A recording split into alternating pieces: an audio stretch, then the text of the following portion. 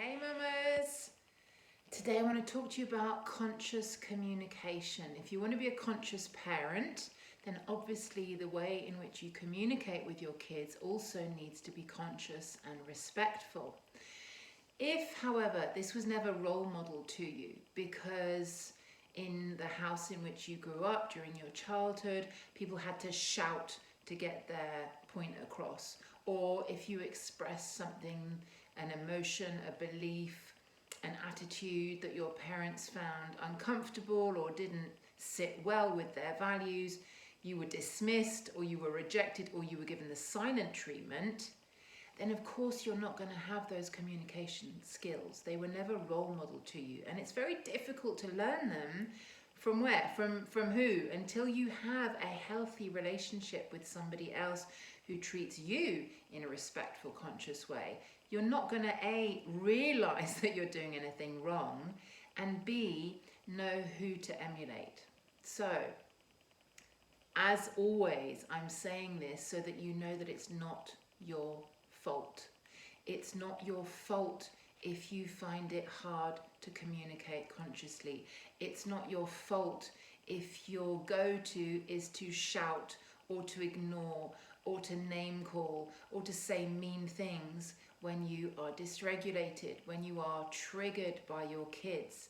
It's not your fault because this is what was role modeled to you. This is how you learnt to communicate when your brain was developing. This is how you thought and you think it's okay to communicate.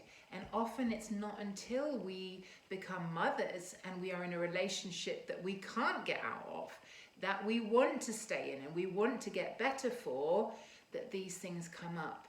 Often in romantic relationships, we can continue perpetuating old, toxic, not very helpful forms of communication or patterns of being, because if the other person says they don't like it, we just say, well, I don't like you.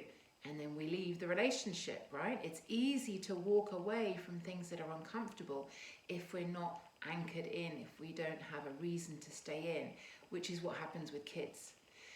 So when we become mothers, often this is the time that all of this stuff comes up. The faults or the lack in our knowledge and awareness of ourselves and our awareness of being conscious, being respectful, being kind. So it's not your fault. That's the first thing that I want to tell you, that it's not your fault if you find this difficult. Secondly, you can learn how to be more conscious, and there are obviously lots and lots of ways to do this. I'm going to talk about just one today, and that is regulating your system and understanding where the dysregulation comes from. So why are you being triggered by your kids? Why are you feeling so angry, so ashamed, so sad? And this is because of the way in which you were brought up, what you experienced as a child growing up when your brain was developing. That's why it's called developmental trauma. If your parents were not there for you in the way that you needed them to be, particularly emotionally. Most of our parents were there for us materially, food, shelter, clothing, warmth, but they weren't always there for us emotionally. So, understanding the imprint that your parents' behaviour, skill sets, emotional maturity had on you as you were growing up is a huge part of helping you to feel compassion for the lack that you have in your parenting skills. So we always start by looking at the ways in which your parents have affected you, the ways in which your reactions, your patterns, your behavior, your feelings about yourself, your self-limiting beliefs, your fears, these are all linked back to your parents.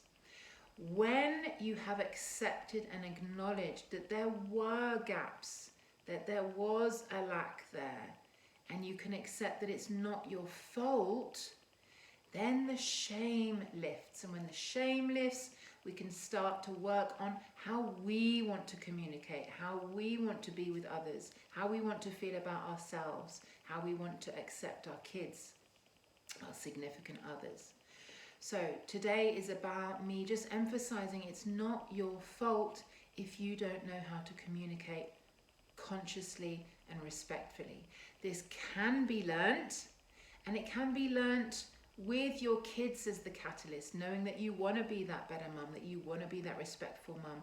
And your kids will help you on this journey, because they will push every button in you, every wound that has not yet been healed, they will find. So they are a great, great teacher, although it makes it really, really difficult. So again, back to communication. Respectful, conscious communication is within you. You do have the capacity to do it, but first of all, you need to understand why it is a challenge for you, and that leads back to your parents. Hopefully that all makes sense. I am doing a group coaching program that is going to explore this in huge amount of detail. The mother imprint, the father imprint, and all of the resistance that comes up when you want to look at this stuff, but it feels really, really hard because it feels scary, it feels unfair, it feels disloyal. So this is what we're going to be covering in my group coaching program starting February 27th. Not long now. So please send me a DM if this is something that you're interested in.